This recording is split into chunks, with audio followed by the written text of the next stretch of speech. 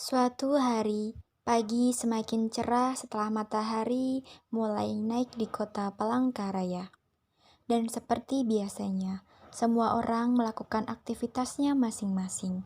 Begitu juga dengan bidan Trisya yang sedang persiapkan dan merapikan klinik tempatnya bekerja untuk melakukan praktik mandiri. Setelah selesai mempersiapkan peralatan dan merapikannya, datanglah Ibu Sylvia yang telah melahirkan bayinya di BPM Bidan Trisya 6 hari yang lalu bersama suaminya, Bapak Waris. Dan sekarang datang kembali untuk melakukan konsultasi mengenai keluhan yang ada. Assalamualaikum Bu Bidan. Waalaikumsalam. Bu, silakan masuk. Silakan duduk, Pak, Bu. Ada yang bisa saya bantu? Iya Bu Bidan, terima kasih. Saya ingin mengeluh tentang keadaan saya. Oh iya, gimana keadaan bayinya, Bu? Sehat? Alhamdulillah, sehat Bu Bidan.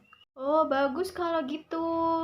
Kalau boleh saya tahu, apa keluhannya ya, Bu? Iya Bu Bidan, begini Bu. Jadi begini Bu Bidan, saya merasa beberapa hari setelah melahirkan, istri saya jadi sedih, murung, dan suka menyendiri. Bukannya seharusnya Ibu senang. Ini kan buah hati yang ditunggu-tunggu. Saya senang Bu, akhirnya anak saya lahir dengan persalinan normal, dengan keadaan sehat dan selamat. Tapi saya juga sedih Bu. Jadi apa yang membuat Ibu sedih? Saya takut jika belakangan ini saya tidak mampu merawat anak saya dan tidak bisa mendidiknya dengan baik.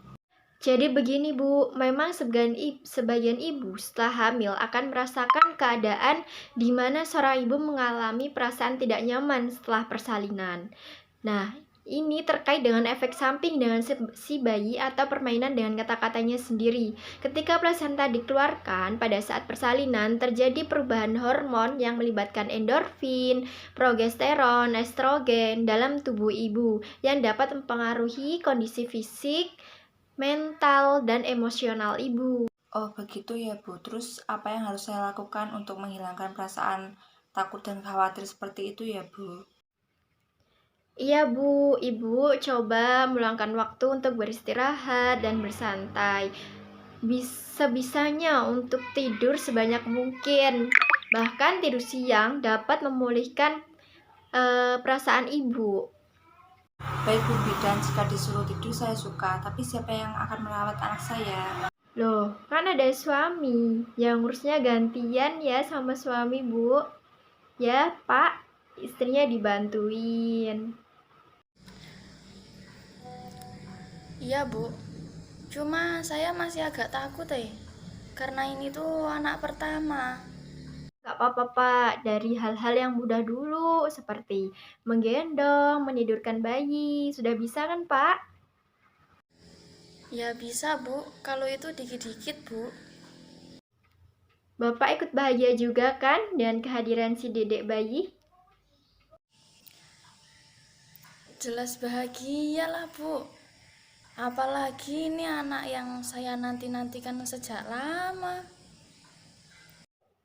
Nah, karena Bapak bahagia, Bapak juga harus semangat untuk membantu merawat bayi.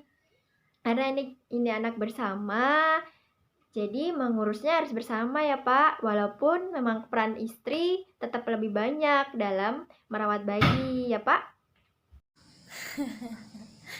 Iya Bu Bidan, saya mengerti.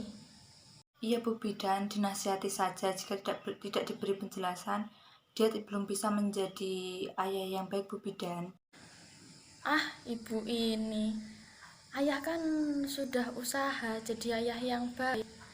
Orang dari tampang-tampang ayah nggak ada jahat-jahatnya toh. Sudah Bu, Pak. Jadi intinya si ibu sangat membutuhkan peran Bapak biar tambah semangat. Nah, karena di sini ibu mulai aktif merawat bayinya. Ya baik Bu, Saya akan semaksimal mungkin untuk membantu dan support istri saya. Bidan melakukan konseling bersama Ibu Silvi dan Bapak Waris. Setelah melakukan konseling dan klien mengerti serta mengerti apa yang harus dilakukan, kemudian Jadi, apakah ada keluhan lagi, Bu, yang bisa saya bantu? Saya takut Bu Bidan, saya khawatir. Khawatir kenapa, Bu? Saya bisa tahu masalah Ibu. Agar Ibu lega, saya bisa dengarkan ya, Bu. Jadi begini Bu Bidan, beberapa hari ini saya sulit untuk BAB, dan bukan cuma itu saja Bu Bidan, saya juga sulit untuk buang angin kecil. Apa yang harus saya lakukan Bu Bidan? Tenang ya, Bu. Ibu tidak kenapa-napa kok. Memang sebagian perempuan yang habis melahirkan sering mengalami masalah bak dan BAB. Jadi ibu tidak perlu khawatir. Nah, kalau ibu ingin BAB dan baknya lancar, ibu perbanyak makan buah-buahan, sayur-sayuran, perbanyak minum air putih, pokoknya perbanyak makanan yang berserat ya ibu. Oh, jadi begitu ya Bu, jadi saya harus makan makanan yang hijau-hijau ya Bu? Ya Bu, karena di dalam sayuran hijau terdapat banyak serat dan vitamin yang dapat memperlancar BAB ibu. Dan sayuran mengandung banyak manfaat bagi tubuh kita. Oh, begitu, Bu. Memang istri saya kurang suka dengan sayur-sayuran. Jadi jarang sekali mengkonsumsi sayuran. Tapi akan saya suruh Bu untuk lebih banyak mengkonsumsi sayuran. Didengerin tuh Bu, harus banyak mengkonsumsi sayuran. Iya sih Mas, biasa aja sih ngomongnya. Iya Bu, jangan malas-malas ya untuk mengkonsumsi sayur. Karena sayur juga bagus untuk memperbanyak produksi ASI. Kan ibu juga sedang menyusui.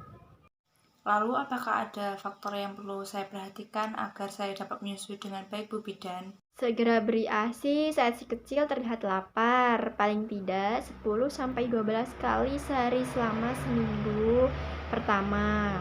Semakin si kecil sering disusui, semakin meningkat produksi ASI ibu. Dan pastikan si kecil disusui pada posisi yang tepat. Pipi dan dagu menempel payudara dan seluruh areola berada dalam mulut bayi. Posisi yang baik akan mengurangi terjadinya resiko luka di sekitar areola dan jangan lupa susui si kecil dengan cara bergantian.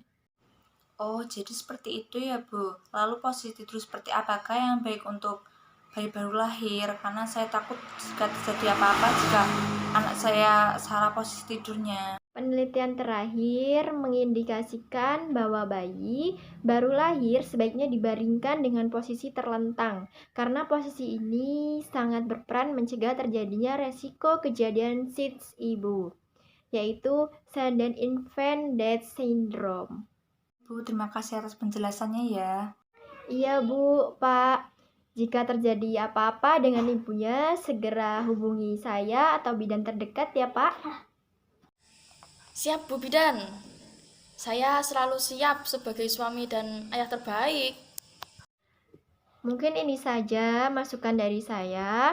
Semoga masukan-masukan yang saya berikan bisa dilakukan ya Bu, Pak. Itu saya permisi dulu ya Bu Bidan. Terima kasih Bu Bidan, terima kasih. Sama-sama Bapak. hari berganti hari. Hari berlalunya sang waktu, Ibu Sylvia bisa menerima kondisinya sekarang, yaitu sebagai seorang ibu dari anaknya dan sebagai istri bagi suaminya. Ia mulai pandai memanage perasaannya dan mulai menjalani aktivitas seperti ibu-ibu pada umumnya. Suami dan keluarga tak henti-hentinya memberi dukungan moral kepada Ibu Sandra untuk mampu melewati setiap fase perkembangan anaknya. Terima kasih.